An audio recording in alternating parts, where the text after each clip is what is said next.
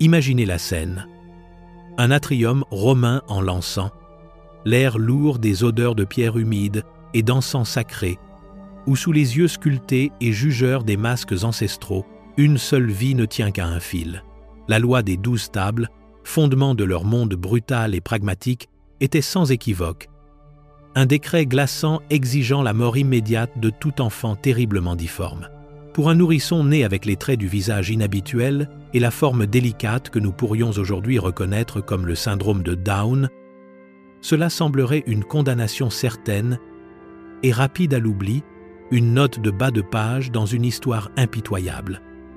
Mais si la lettre froide de la loi n'était pas le dernier mot, et si le véritable destin secret, inscrit dans l'os et enfoui sous 2 millénaires de terre, racontait une histoire bien plus complexe. Mais si l'acier froid de la loi et la pierre polie de la philosophie forgeaient un pilier de cette vision du monde brutal, l'autre était construit à partir d'un matériau bien plus primitif et volatile, l'emprise étouffante de la superstition. Pour l'esprit romain, l'univers n'était pas une machine de hasard, mais une tapisserie finement tissée de la volonté divine, où chaque vol d'oiseau, chaque coup de tonnerre et chaque ombre qui tombait sur le forum était un message des dieux, un signe à déchiffrer par ceux qui étaient assez sages pour le lire. La paix des dieux, la Pax Deorum, était un pacte fragile qui assurait la prospérité de l'État, et toute perturbation de l'ordre naturel était considérée comme un présage terrifiant de son effondrement potentiel. Dans ce monde hyper-vigilant, la naissance d'un enfant présentant une différence physique profonde n'était pas une simple anomalie médicale. C'était un schisme cosmique, un blasphème vivant et respirant contre l'ordre établi des choses. Un tel nourrisson était un monstrum, un terme ne signifiant pas monstre dans notre sens moderne et grotesque, mais quelque chose de bien plus terrifiant, un avertissement divin, un présage fait chair. C'était un signe que les dieux étaient en colère, que l'harmonie fondamentale entre les royaumes mortels et divins avait été fracturée et que ce petit enfant sans défense était le point focal de leur courroux à venir. La naissance cessait d'être une affaire familiale privée pour devenir un événement de contagion publique et spirituelle. Les murmures des voisins n'étaient pas de sympathie mais de peur, car la présence d'un prodige au milieu d'eux pouvait entraîner la perte des récoltes, la peste ou la défaite militaire pour toute la communauté. Les prêtres seraient consultés, les entrailles des animaux seraient inspectées et des rituels de purification élaborés et désespérés pourraient être exigés pour apaiser les forces invisibles que cette naissance était censée avoir déchaînées. L'enfant, dans ce creuset de terreur, était dépouillé de son humanité. Il n'était plus un fils ou une fille, mais un symbole de la malveillance divine, une aberration qui devait être extirpée non seulement pour l'honneur de la famille, mais pour la sécurité même de Rome. Cette terreur chtonienne fournissait une justification puissante, et peut être même plus convaincante que la raison ne pourrait jamais l'être, pour l'acte d'exposition. Elle transformait le choix sinistre d'un père en un devoir sacré et urgent de protéger son monde du chaos que cette petite vie innocente était censée représenter. Pourtant, au-delà des villas de marbre où les sénateurs débattaient de philosophie et s'inquiétaient des présages divins, existait une Rome bien plus vaste et plus désespérée, une ville d'insulets grouillantes et de fermes misérables où les dieux semblaient lointains et la menace de la famine était une présence constante et lancinante. Pour la grande majorité des sujets de l'Empire, la vie était un cycle de labeur incessant, une existence précaire en équilibre sur le fil d'une houe, ou le tour d'une meule, ou une mauvaise récolte, ou une sécheresse prolongée, signifiait la différence entre une maigre subsistance et la ruine totale. Dans ce monde, la naissance d'un enfant n'était pas une occasion de crainte abstraite mais de calcul sombre et immédiat, une arithmétique brutale de la survie. Une nouvelle bouche à nourrir était un débit tangible sur les ressources décroissantes d'une famille, et chaque enfant était censé, dès qu'il pouvait marcher, contribuer au travail incessant de la vie. Ils allaient chercher de l'eau, s'occuper des chèvres, effrayer les oiseaux des précieuses cultures, leurs petites mains devenant cailleuses et capables presque aussitôt qu'ils apprenaient à saisir. Un enfant né avec une condition le rendant incapable d'accomplir ce travail essentiel et permanent n'était donc pas seulement un chagrin personnel, mais un fardeau économique catastrophique. Il représentait un drainage permanent des réserves alimentaires limitées de la famille, une bouche qui prendrait toujours sans jamais rien donner en retour. Et dans le jeu à somme nulle de la pauvreté, la nourriture qui allait à l'enfant non productif était de la nourriture directement retirée de la bouche de ses frères et sœurs valides. La décision d'exposer un tel nourrisson était donc rarement née de la logique froide d'un philosophe ou de la terreur spirituelle d'un prêtre. Elle était forgée dans le creuset angoissant du choix d'un parent entre la vie d'un seul et la famine potentielle de tous. C'était une décision prise le cœur endolori et l'estomac vide. Un dernier acte désespéré de gestion des ressources où le nourrisson était sacrifié pour la survie de l'unité familiale plus large. Ce n'était pas le rejet d'un monstre, mais l'abandon tragique d'un enfant bien-aimé dont l'existence continue menaçait le tissu même de la famille, une finalité déchirante où l'acte le plus profond de protection pour ses enfants vivants était de condamner le nouveau-né à une mort silencieuse sur une colline froide. Ainsi, le dossier semble clos, scellé par le triple verrou de la loi, de la foi et de la sinistre nécessité, un verdict apparemment inattaquable qui condamnerait tout enfant visiblement imparfait à une fin rapide et certaine. Les déclarations du juriste, du philosophe et du fermier chantent toutes le même refrain de pragmatisme brutal, peignant un portrait monolithique d'une société qui n'avait pas de place pour les faibles. Mais l'histoire est une narratrice capricieuse, et ses déclarations les plus grandioses sont souvent sapées par les plus discrets des murmures, une histoire racontée non pas sur des rouleaux de papyrus ou dans des inscriptions sur pierre, mais dans le langage fragile et irréfutable de l'os humain. Car profondément sous les ruines des villas romaines et la terre tassée des cimetières provinciaux, une contre-narration profondément troublante a émergé, un témoignage silencieux des enfants mêmes qui étaient censés avoir été effacés. L'archéologie, avec sa science patiente, a mis au jour les restes d'individus qui défient chaque ligne de la philosophie de Sénèque et chaque clause des 12 tables. Imaginez la découverte. Le squelette délicat d'un enfant, pas plus de 10 ans, dont le crâne n'est pas le globe lisse et sain d'un jeune en bonne santé, mais une sphère fine comme du papier, incroyablement dilatée, le signe indubitable d'une hydrocéphalie avancée. Ce n'était pas un défaut subtil, ni une imperfection mineure. C'était une condition dramatique, invalidante, évidente dès la naissance, qui aurait nécessité des années de soins intensifs et incessants. Cet enfant n'a pas été abandonné sur une colline. Il a été nourri, il a été nettoyé, il a été abrité, et il a été maintenu en vie pendant une décennie, sa survie étant un acte quotidien de défi contre la logique cruelle de son époque. Et il n'est pas seul.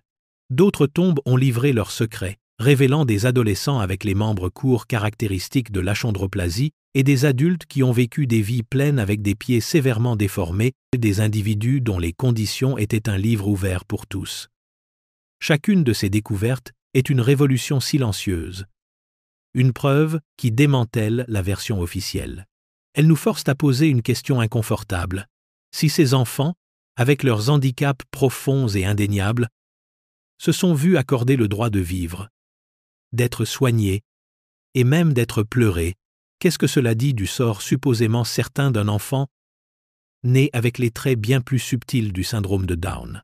La Terre elle-même fournit la preuve que la loi de fer de Rome était parfois brisée par les mains compatissantes d'une famille aimante. Cette preuve irréfutable de survie, cependant, nous mène à une question plus difficile et obsédante, une question qui se trouve au cœur même de notre enquête. Nous pouvons voir la preuve spectaculaire de l'hydrocéphalie, une condition dont la présence crie depuis l'os. Mais qu'en est-il du fantôme dans cette machine? Qu'en est-il du syndrome de Down lui-même? Ici, les certitudes de la science cèdent la place aux subtilités de l'interprétation, car nous cherchons un fantôme. Le syndrome de Down est une condition génétique, une carte écrite dans le langage invisible des chromosomes. Et ses manifestations physiques sur un squelette sont souvent éphémères, une constellation discrète de traits plutôt qu'une seule anomalie flagrante. Un paléopathologiste pourrait identifier un crâne légèrement plus large et plus court, une structure faciale subtilement aplatie ou des modèles spécifiques de développement dentaire, autant d'indices compatibles avec le diagnostic. Mais aucun de ceux-ci, pris isolément, ne constitue une preuve définitive. Ce sont des murmures, et non des déclarations. Et la Terre ancienne est réticente à livrer ses secrets avec une telle clarté. Cette ambiguïté diagnostique est précisément ce qui rend la survie d'autres enfants plus sévèrement handicapés, si profondément importante. Elle fournit le cadre logique crucial pour comprendre le sort probable de ces individus spécifiques. L'argument central devient celui d'une inférence puissante, presque indéniable. Si une famille romaine possédait la capacité de compassion, la force émotionnelle et les ressources matérielles pour s'occuper d'un enfant atteint d'une condition aussi exigeante médicalement et aussi spectaculaire visuellement que l'hydrocéphalie, une condition qui remodelait l'architecture même du crâne humain, pourquoi aurait-elle alors adhéré à la lettre de la loi pour un nourrisson dont les différences étaient tellement plus subtiles? Cela présente un paradoxe que le récit traditionnel ne peut tout simplement pas résoudre. Accepter la survie de l'un tout en niant la survie de l'autre exige de croire que la miséricorde d'un père romain n'était réservée qu'aux cas les plus extrêmes de handicap. La conclusion beaucoup plus logique est que les archives squelettiques que nous possédons ne sont que la pointe la plus visible d'une vaste histoire de soins immergés et que pour chaque enfant atteint d'une condition squelettique spectaculaire qui a survécu, beaucoup d'autres avec des différences moins évidentes, comme celles associées au syndrome de Down, ont dû également être pris dans les bras de leur famille et se voir accorder le simple et sacré droit de vivre. Si nous acceptons cette possibilité troublante, que ces enfants étaient en effet autorisés à vivre, la question de leur sort se transforme alors en quelque chose de bien plus intime et complexe, passant du choix brutal et binaire de la vie ou de la mort au spectre nuancé de l'existence elle-même. Pour un enfant qui survivait dans le monde opule mais impitoyable de l'élite romaine, sa vie était souvent un paradoxe, une cage dorée où son existence continue reposait soit sur une invisibilité absolue, soit sur un spectacle grotesque. Dans les grandes villas de la classe patricienne, où la lignée était une religion, et l'image publique une monnaie plus précieuse que l'or, un enfant avec un handicap visible était une source profonde de honte familiale, un témoignage vivant d'une faille perçue dans la lignée. Leur survie dépendait donc de leur effacement. Ils seraient des fantômes au sein de leur propre maison, confinés dans les arrière-salles silencieuses et sans soleil, et les jardins privés, soignés par une suite d'esclaves, mais tenus à jamais à l'écart du regard public, leur existence un secret étroitement gardé, murmuré seulement dans les cercles les plus fiables. C'était une vie de confort matériel, certes à des lieux de la pauvreté brutale des masses, mais c'était aussi une vie d'isolement profond, une existence silencieuse et solitaire, où l'amour de leur famille s'exprimait par l'acte même de les cacher au monde. Pourtant, il existait une alternative bizarre et cruelle à cette vie de séquestration. Un sort réservé à ceux dont les différences physiques étaient jugées divertissantes ou nouvelles. Les individus atteints de conditions comme le nanisme n'étaient pas cachés mais exhibés, leur corps marchandisé et transformé en une forme de théâtre pervers pour les blasés et les riches. Ils étaient achetés comme des animaux de compagnie exotiques, vêtus de beaux habits, et forcés de se produire lors de banquets somptueux, leur stature une source d'amusement voyeuriste pour des sénateurs ivres. Leur vie était une vie de visibilité absolue, l'opposé diamétral de l'enfant caché. Mais c'était une visibilité qui les dépouillait de leur humanité, les réduisant à une curiosité, un ornement vivant dont la valeur se mesurait uniquement à leur capacité à divertir. Entre ces deux pôles du secret honteux et de l'exploitation publique, l'enfant survivant devait naviguer dans un monde qui lui avait accordé la vie, mais qui était souvent peu disposé à lui accorder une véritable place en son sein. Et pourtant, si nous nous éloignons des salles de banquet résonnantes et des pièces silencieuses aux volets clos des vivants, pour nous aventurer dans les cités tranquilles des morts qui bordaient les grandes routes sortant de Rome, nous trouvons le contre-récit le plus puissant et le plus poignant de tous.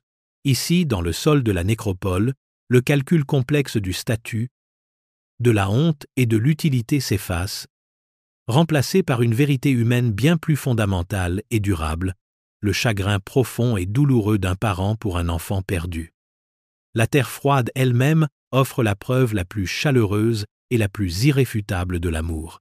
Pierre après pierre en témoigne, non pas avec les résumés grandiloquents de la vie publique qui marquent les tombes des adultes, mais avec des déclarations d'affection simples et déchirantes d'intimité. Nous trouvons des inscriptions pour un filius dulcissimus, un très doux fils, ou une filia carissima, une très chère fille. Leur courte vie souvent relatée avec une précision désespérée et aimante, jusqu'au nombre exact d'années, de mois, et même des jours mêmes qu'ils ont honorés de leur présence au monde. Cette comptabilité méticuleuse n'est pas l'œuvre de pragmatiques insensibles, mais de parents anéantis essayant de s'accrocher à chaque dernier moment d'une vie tragiquement écourtée. Et à côté de ces élégies de pierre, les tombes elles-mêmes livrent des trésors d'une autre nature. Les archéologues ont mis au jour les minuscules possessions personnelles de ces enfants, les objets chéris de leur brève vie, placés à leur côté pour leur voyage dans l'au-delà. Une petite poupée articulée en céramique, son visage peint maintenant délavé, serré dans les doigts squelettiques d'une jeune fille. Une balle en cuir usé, un ensemble de soldats de plomb miniatures, les minuscules osselets polis utilisés pour un jeu d'enfant, tous les humbles mais inestimables artefacts d'une enfance romaine. Ce ne sont pas des offrandes pour une créature de mauvais augure ou une source de honte. Ce sont les derniers cadeaux désespérés d'amour pour un enfant qui a été chéri, qui a joué, qui a été connu et qui a été profondément pleuré. Cette preuve, plus que toute autre, fournit le cœur émotionnel de notre histoire cachée, prouvant que sous le masque de fer de la loi romaine et le vernis froid de la philosophie stoïcienne battaient les mêmes cœurs de parents aimants et endeuillés qui ont existé à travers toute l'histoire de l'humanité. Lorsque nous assemblons ces éléments de preuve disparates et profondément contradictoires, la lettre froide de la loi, et le sentiment chaleureux sur une pierre tombale, la raison glaçante du philosophe et le témoignage silencieux d'un enfant soigné, la honte de l'élite et le chagrin d'un parent, il devient indéniablement clair qu'il n'y avait pas de destin unique et monolithique pour un enfant né avec un handicap dans la Rome antique. L'histoire n'était pas un récit simple et linéaire d'extermination, mais une loterie de la naissance chaotique, imprévisible et profondément personnelle. L'existence même d'un enfant était déterminée par un tour capricieux de la roue de la fortune, une confluence de facteurs bien au-delà de son contrôle. Son sort dépendait de la condition de sa famille. Était-il né dans une villa patricienne avec les ressources pour le cacher, ou dans un immeuble sordide où une bouche de plus à nourrir était une condamnation à mort pour tous? Il dépendait de la piété et de la personnalité de son père. Était-ce un homme qui craignait les dieux et voyait un présage monstrueux sur le visage de son enfant, ou un homme dont l'amour paternel était assez fort pour défier à la fois la loi et la superstition? Il dépendait de l'esprit de l'époque. Était-il né dans une ère de paix et de prospérité, ou pendant une période de famine et de peste, où la peur régnait en maître et la chasse aux boucs émissaires et aux mauvais présages était à son paroxysme? Pour un enfant, ces traits uniques auraient pu être interprétés comme un signe de faveur divine, une connexion spéciale avec les dieux chtoniens. Tandis que pour un autre, né juste une rue plus loin, ces mêmes traits étaient une marque terrifiante de mécontentement cosmique. La survie était un jeu de hasard, un coup de dé où le résultat était dicté non pas par une politique impériale cohérente, mais par les courants imprévisibles de la richesse d'une famille, de son éducation, de ses angoisses et de sa capacité d'amour. Le monde romain n'était pas une seule chose, mais plusieurs, un lieu capable à la fois d'une cruauté à couper le souffle et d'une profonde tendresse. Le destin secret de ces enfants, par conséquent, était qu'il n'y avait pas de destin secret, seulement un éventail de possibilités, 1000 histoires différentes écrites au gré du hasard, où un enfant était laissé pour mort sur une colline, tandis qu'un autre était tenu, chéri et pleuré, comme l'âme la plus douce que ses parents aient jamais connue. Éloignons-nous un instant du grand balayage de l'histoire et tentons de reconstruire une seule vie oubliée à partir de ces fragments de possibilités et de donner un nom et une histoire à l'un des fantômes qui a survécu à cette loterie. Appelons-la Livia. Née au 1er siècle dans l'atrium baigné de soleil d'une riche famille équestre juste à l'extérieur de Pompéi. Au moment de sa naissance, il y a un silence palpable, une hésitation de la sage-femme qui alerte la maisonnée d'une différence.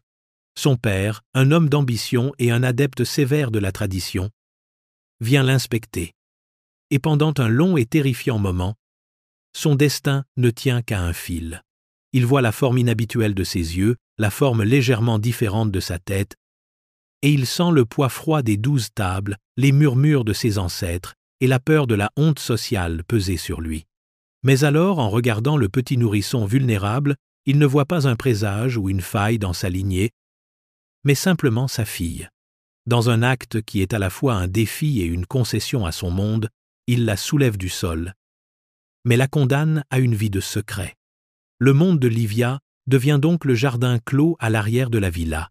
C'est son royaume tout entier, un lieu de buissons de romarin parfumés, de figues chauffées par le soleil et de la musique douce et constante d'une fontaine en bronze. Elle est soignée par une seule esclave grecque de confiance, une femme bienveillante qui lui apprend à tisser des motifs simples et à chanter les vieilles chansons. Ses journées sont rythmées par le lent passage du soleil sur les sols en mosaïque. Ses joies sont les plaisirs simples et profonds d'une vie protégée. La sensation d'une brise fraîche, le goût du vin miellé, la fourrure rêche du chat de la famille. Elle entend les bruits de ses frères et sœurs, jouant à des jeux auxquels elle ne se joindra jamais, et les rires lointains des dîners auxquels elle n'assistera jamais, un fantôme dans sa propre maison, aimé et protégé, mais à jamais séparé. Sa vie n'est pas une vie de souffrance, mais d'isolement profond et inéluctable. Un témoignage de l'étrange et contradictoire compromis que sa famille a fait, une existence silencieuse et cachée qui était, contre toute attente, une vie néanmoins. L'histoire d'une vie comme celle de Livia, et des milliers d'autres comme elle, nous oblige à affronter une dernière et troublante question. Pourquoi cette réalité complexe de survie, de soins et d'amour, est-elle si totalement absente des histoires officielles que Rome a laissées derrière elle? Pourquoi les voix de Sénèque et la lettre de la loi tonnent-elles à travers les siècles, tandis que les actes silencieux de compassion restent enfouis dans la terre, invisibles aux archives historiques? La réponse réside dans le but même et la perspective de ceux qui ont écrit cette histoire. L'élite romaine, les hommes qui ont chroniqué la grandeur et la décadence des empires et débattu de la nature de la vertu, étaient engagés dans un projet d'autodéfinition, élaborant un grand récit de force, d'utilité et de perfection. Pour eux, l'histoire était un miroir didactique, destiné à renvoyer aux Romains l'image de lui-même en tant qu'idéal, le citoyen soldat, l'homme d'État stoïque, le général triomphant. Leur monde était celui de la virtus, un concept englobant la prouesse martiale, le devoir civique et un idéal rigide, presque esthétique, d'intégrité physique comme expression extérieure d'un esprit ordonné. Dans ce cadre, une vie vécue en dehors des limites de l'utilité publique ou de la perfection physique n'était tout simplement pas considérée comme un sujet digne d'être consigné. L'histoire d'un enfant handicapé caché dans une villa, aimé et soigné en privé, n'avait aucune utilité morale perçue. Elle n'enseignait aucune leçon sur la stratégie militaire, les manœuvres politiques ou la vertu publique. Ces vies faisaient partie de la sphère domestique, le monde des femmes, des esclaves et des enfants, qui étaient considérés comme fondamentalement séparés et inférieurs à la grande scène publique des hommes où l'histoire se faisait. Cela a créé un angle mort culturel profond, une incapacité systémique à même voir, et encore moins à consigner, la valeur d'une vie qui ne contribuait pas à la force et à la gloire de l'État. Ce n'était pas nécessairement une conspiration consciente de l'effacement, mais plutôt le reflet d'une vision du monde si concentrée sur un idéal particulier de l'humanité qu'elle rendait tous les autres invisibles. Les hommes qui écrivaient les histoires cherchaient des héros et des méchants, des leçons de pouvoir et de moralité. Ils n'avaient ni le langage, ni l'intérêt, pour une histoire dont le thème central était simplement le pouvoir silencieux, persistant et politiquement inutile de l'amour d'une famille. Et nous arrivons ainsi à la fin de notre voyage, là où nous avons commencé, dans l'ombre d'une loi qui ne semblait promettre que la mort et d'une philosophie qui ne prônait que la raison. Nous avons commencé avec une histoire simple et brutale d'une société qui éliminait ses membres les plus faibles, un récit de cruauté systématique, gravé dans le bronze et justifié par les plus grands esprits de l'Empire. Mais la vérité, nous l'avons découverte, est une créature bien plus insaisissable et compliquée. Le destin secret d'un enfant atteint du syndrome de Down dans la Rome antique est qu'il n'y avait pas de destin unique. Le secret est que le visage monolithique et inflexible que Rome présentait au monde, le visage du légionnaire, du juriste, du stoïcien, était un masque. Et derrière ce masque, dans les cours tranquilles des maisons privées, dans les cœurs désespérés des fermiers appauvris et dans les esprits conflictuels des pères nobles, 1 million de drames différents et profondément humains se jouaient. La véritable histoire n'était pas une politique d'extermination sanctionnée par l'État, mais une histoire intensément personnelle et variée de familles individuelles. C'était l'histoire d'une société profondément en contradiction avec elle-même, un monde où un père pouvait légalement détenir le pouvoir de vie et de mort, et pourtant utiliser ce pouvoir pour protéger secrètement l'enfant qu'il était censé rejeter. C'était un lieu où un enfant pouvait être vu comme un présage terrifiant des dieux et aussi comme un très doux fils dont la perte brisait le monde de ses parents. Le secret était que la société romaine était plus contradictoire, plus fragile et finalement plus humaine que ses propres idéaux stoïciens ne lui auraient jamais permis de l'admettre. Le verdict final sur ces vies oubliées n'est pas écrit dans les livres de loi ou les histoires des grands hommes, mais est murmuré depuis la terre dans le témoignage silencieux d'os qui ont été autorisés à grandir et dans le chagrin aimant gravé sur une pierre tombale. Leur histoire nous rappelle que le passé n'est jamais un récit simple, mais une mosaïque complexe, souvent inconnaissable, de choix individuels où les chaînes de fer de la loi et de la coutume étaient parfois brisées par la force simple, puissante et persistante de l'amour humain.